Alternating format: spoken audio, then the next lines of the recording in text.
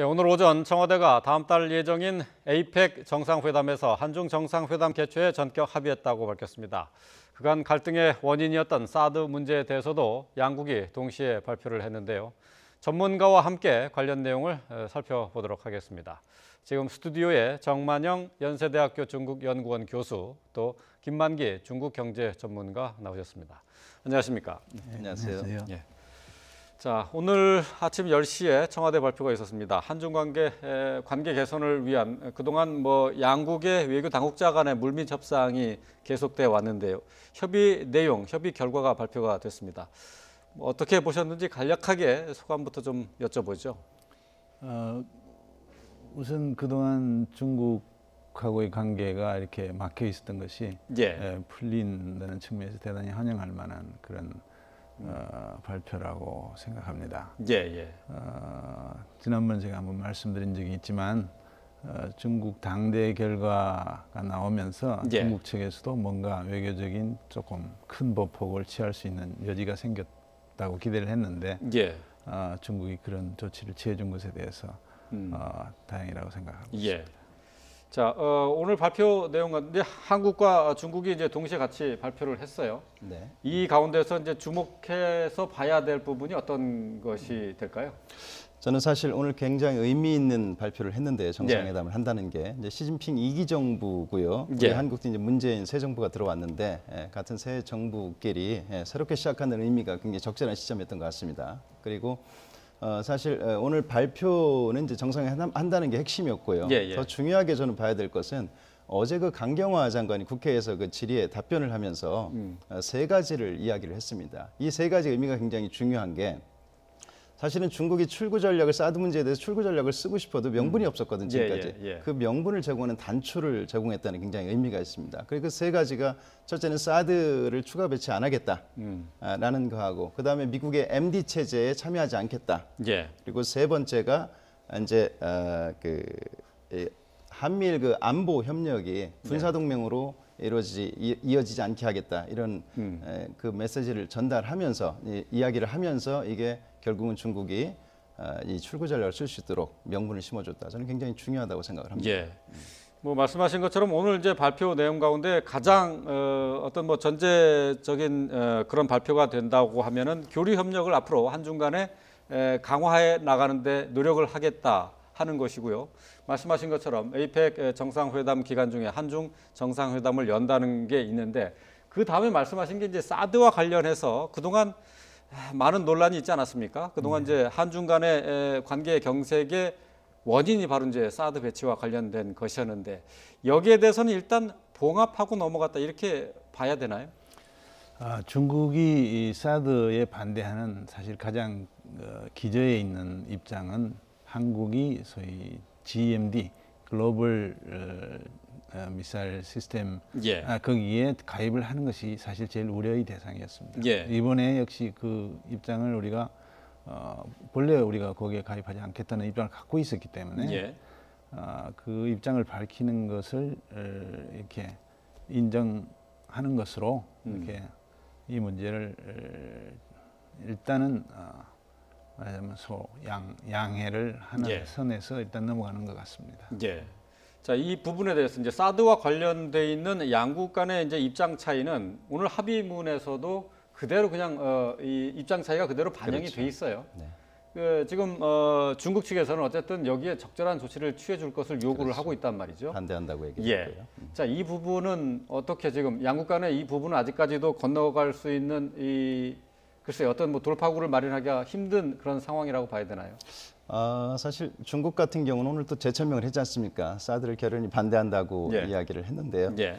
사실 중국 입장에서는 저는 그런 것 같습니다. 그 국내적으로는 지금까지 사드 문제 때문에 양국 관계가 굉장히 갈등을 빚었는데 하루아침에 아무 일도 없었다는 듯이 그냥 넘어갈 수는 없을 거 아닙니까? 그래서 이제 사드 배치에 대해서 이제 반대한다는 이야기를 하면서 국내의 어떤 그 대내용으로도 이야기를 했고요.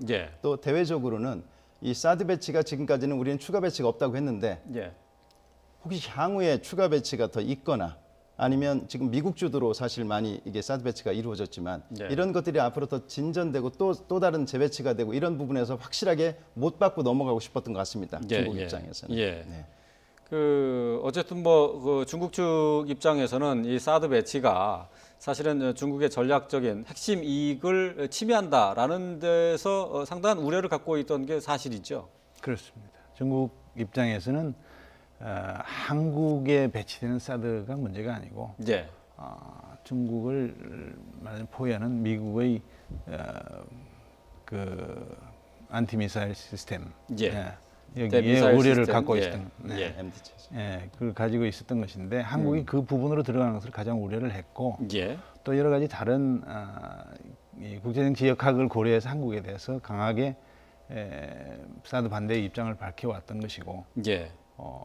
그 이후에 우리 정부가 비교적 이 부분에서 흔들리지 아니하고 기본 예. 입장을 지켜왔기 때문에 중국으로서도 이 전체적인 세계 전략 구도에서 한국을 더 이상 코너로 몰아서 중국에 덕이 될 것이 없다라고 이해를 한 것으로 보입니다. 예. 예. 그래서 이 선에서 양국 관계를 다시 회복하는 것이 중국에도 덕이 된다고 판단했다고 생각됩니다.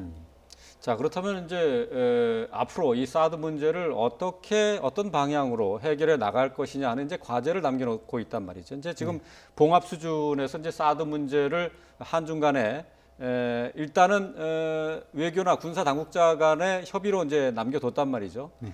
다음 달 있을 한중 정상회담에서도 이 사드 문제는 논의하지 않기로 이렇게 합의를 했어요. 이미 사실은 상호간에 언더스탠딩이 이렇게 이 양해가 이루어진 선이 결정이 됐기 때문에 예. 정상 간에 다시 이 얘기를 할 만한 실익이 크게 없다고 볼 수 있습니다. 예.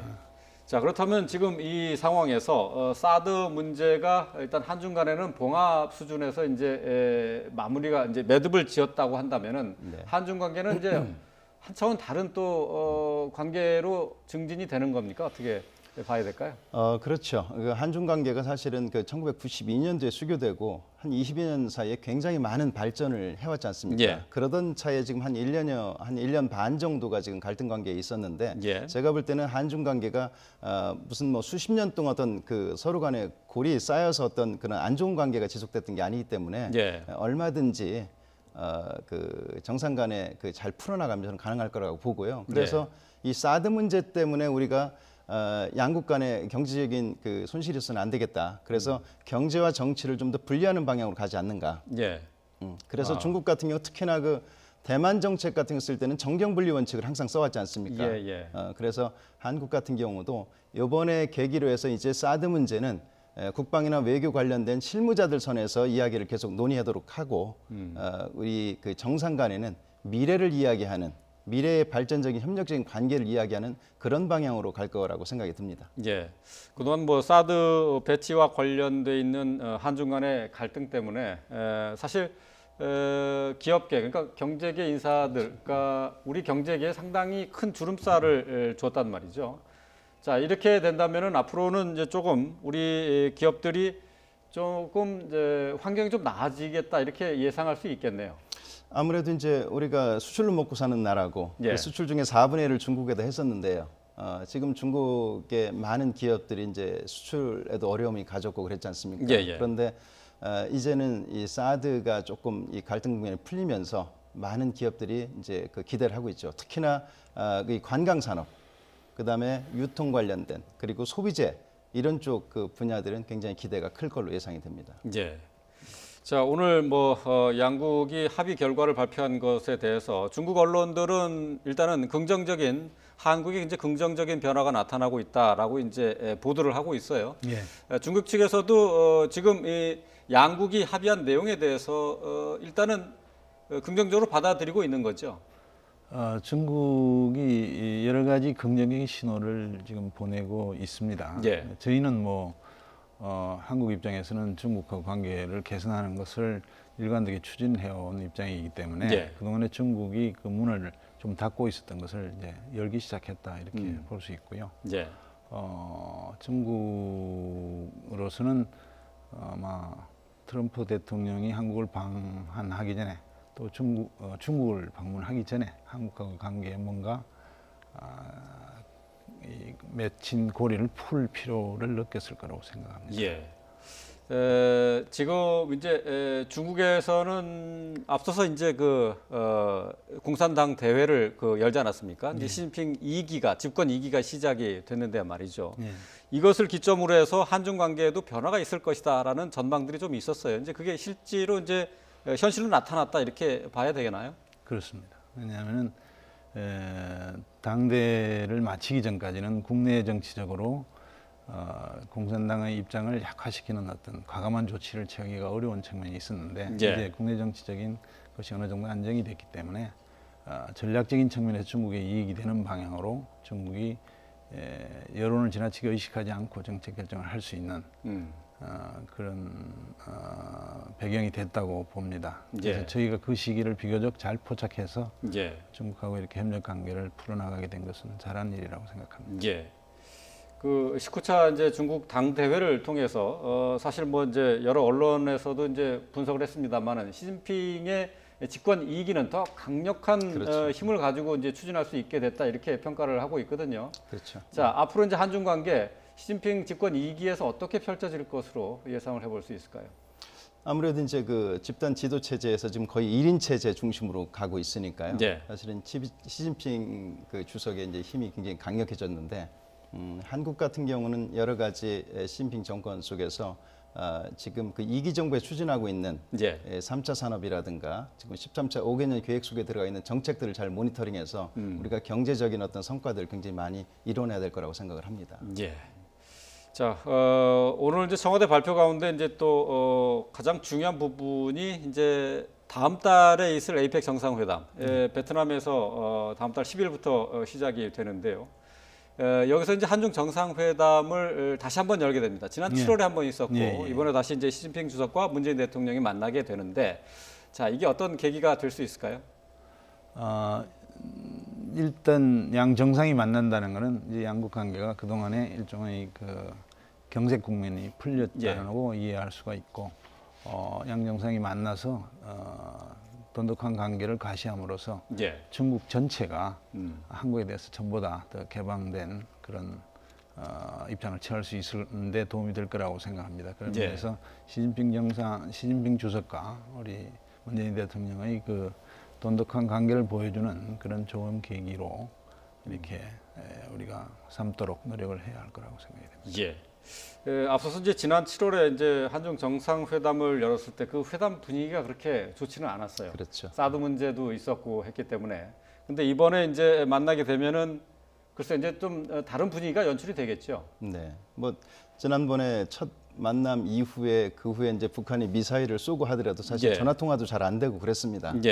그런데 이번에는 이제 먼저 그 합의문이 발표됐기 때문에 저는 굉장히 좋은 분위기에서 아마 그 앞으로 그 우리 한중 간의 경제 협력이라든가 북핵 문제 이런 부분들에 대해서 아주 심도 있게 이야기가 될 걸로 예상이 됩니다. 일단 뭐 이번에 이제 다음 달에 있을 한중 정상회담에서는 사드 문제는 이제 논외로 이제 하는 것으로 돼 있기 때문에 주로 얘기하는 것은 이제 관계 협력 강화 부분이 되겠다 이렇게 예상할 수 있는 건가요? 네. 그 중에 이제 특히나 지금 말씀드린 대로 북핵 문제라든가 한반도 비핵화 문제라든가 아니면 경제 협력인데 저는 이번 계기를 통해서 경제 협력 중에서 저희들이 굉장히 주의 있게 봐야 될 것이 1대1로 정책 아니겠습니까? 중국에서 1대1로 정책을 함으로써 우리한테 굉장히 큰 기회가 있는데 지금까지는 이제 많이 좀 막혀 있었습니다. 그래서 1대1로 정책에 맞는 우리가 참여할 수 있는 프로젝트들을 많이 심도 있게 논의해야 필요가 있다고 그렇게 생각을 합니다. 자, 글쎄 이제 그동안 이제 한중 간의 갈등을 겪으면서 가장 크게 이제 피해를 받은 것이 이제 교역 관계, 이제 경제 부분 아니겠습니까? 자, 앞으로는 좀 이 부분에서 어느 정도 이제 숨통이 틔울 것으로 기대를 할 수 있게 된 상황이 아닌가 싶은데 어떻습니까? 그동안에는 이제 경제적인 이유 때문에 관계가 막혔다기보다는 중국이 정치적인 입장을 내세워서 경제적인 흐름을 일종의 좀 막고 있었던 측면이 있었기 때문에 그 빗장을 풀어놓으면 경제는 자연스럽게 좀 회복될 가능성이 높다고 기대가 됩니다. 다만 한중 경제 관계는 중국의 그 기술력이 계속 이제 우리를 따라오는 그런 관계에 있고 우리 경제 자체가 갖는 또 여러 가지 중국 경제에 비해서 이제 우위가 조금씩 축소되는 측면이 있기 때문에 완전히 과거처럼 그렇게 똑같은 원상 회복이 될 거로 기대를 하기보다는 우리가 더 비교 우위를 가질 수 있는 부분이 어디가 있는지, 그리고 중국이 필요로 하는 것을 우리가 어떻게 채워줄 수 있는지, 이런 거를 잘 연구를 해서 각 경제 주체마다 그것의 협력 관계를 확대시켜 나가는 그런 노력이 필요하다고 생각합니다. 사실 사드 국면에서 우리가 중국보다 피해가 훨씬 컸죠. 중국 같은 경우는 이제 큰 그 대국으로서 어떤 이미지 손상 같은 거는 컸지만 중국이 실질적으로 우리 한국에서 중간재 수입을 많이 했었는데 우리는 수출을 많이 한 거죠. 근데 그런 부분들 같은 경우는 사실 다 받았습니다. 그리고 우리한테 영향을 줬던 거는 관광 산업이라든가 유통 소비재, 그다음에 이제 금한령 한류 이런 것들을 금지하고 이런 거에 대한 우리가 피해를 많이 받았죠. 사회적으로 파급이 큰 것 부분에서요. 그러니까 이런 부분들을 우리가 이제 앞으로는 잘 심도 있게 잘 중국하고 협력해 나가야 될 것 같습니다. 말씀하신 것처럼 뭐 우리가 흔하게 봐왔던 중국인 관광객들이 사드 갈등 이후에는 큰 폭으로 줄었고 이제 뭐 거의 보지 못하는 그런 것도 있습니다. 지난달에 제주도를 찾은 중국인 관광객이 지난해 같은 기간과 비교를 해봤을 때 243만여 명에서 65만여 명, 그러니까 70% 넘게 감소를 했는데요. 자, 이번 발표로 해서 한중 간에 글쎄 꽉 막혔던 이 관광 통로가 이제 완전히 열리게 되는 겁니까? 어떻게 됩니까? 뭐 지금까지 이제 그 개별 관광객들, 쌍커라고 하는 개별 관광객들은 뭐 그래도 들어왔었습니다. 그래서 어느 정도는 채워졌는데 이제 단체 관광객들이 이제 금지가 됐었던 거죠.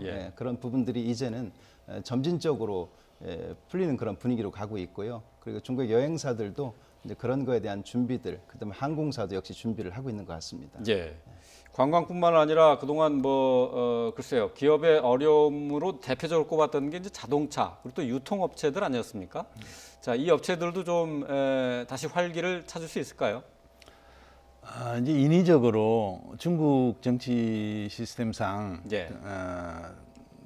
정치 상층부가 생각하는 것들을 미리 감안해서 반응하는 그런 성향도 있고, 그래서 전체적인 국가가 국가대의 관계가 나빠지면 경제 관계에서도 중국 국민들, 우리 국민도 뭐 그런 점이 있습니다만 중국 국민들이 거기에 따라서 이렇게 움직이는 측면이 있기 때문에 상층부에서 한국과의 관계 개선의 제스처를 취하면 일반 소비자들도 자연스럽게 한국에 대한 경계심이나 이런 거를 좀 풀고 그렇게 하는 것이 우리 경제에 긍정적인 그런 작용을 하게 될 거라고 기대가 됩니다.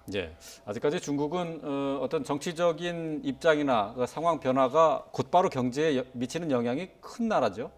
그렇습니다. 중국에서 이번 사드와 관련된 것도 사실은 명시적으로 어떤 법령을 만들거나 혹은 정책을 발표해 가지고 한국하고 교육을 금지하거나 관광을 금지한 적이 없습니다. 그렇지만 전반적으로 말하자면 정치 지도부에서 하는 판단을 자연스럽게 이렇게 국민들한테 여러 가지 경로로 전달이 돼가지고 움직이는 그런 체제이기 때문에 알아서 말하자면 알아서 움직이는 체제인데 이제 우부분에서 우쪽에서 이제 이게 얼굴색이 밝아지면 밑에 사람들도 자연스럽게 한국에 대해서 관계가 좋아질 수 있다. 뭐 이렇게 이해도 될 것 같습니다. 말씀하신 것처럼 하여튼 사드 때문에 갈등이 한참 심했을 때는 중국에서 한국에 대한 규탄 시위도 있고 그랬어요. 그렇죠. 불매 운동도.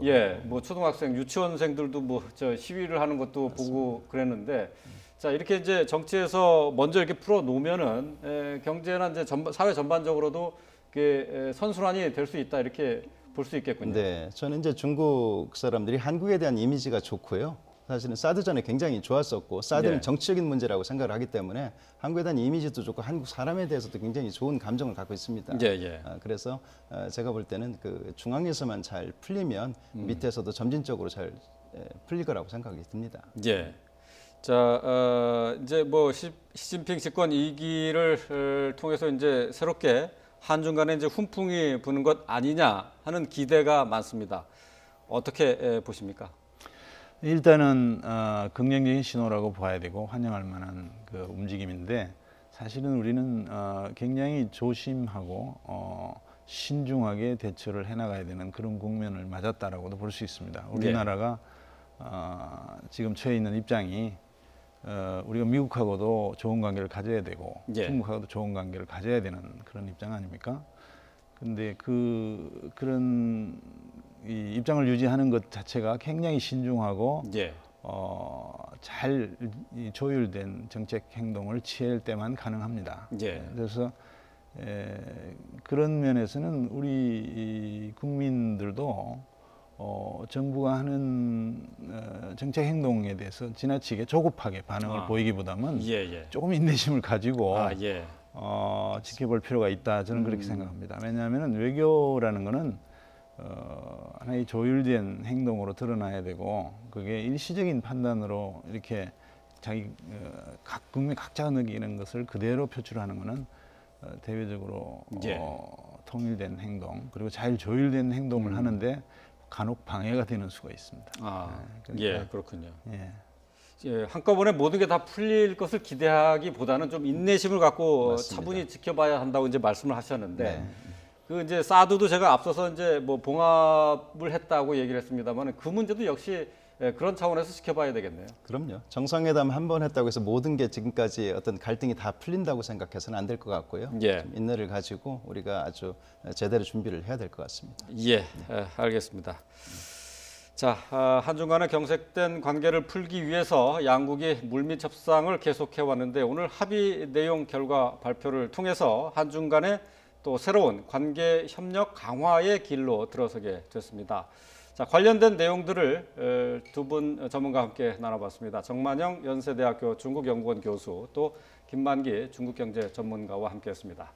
오늘 말씀 잘 들었습니다. 감사합니다.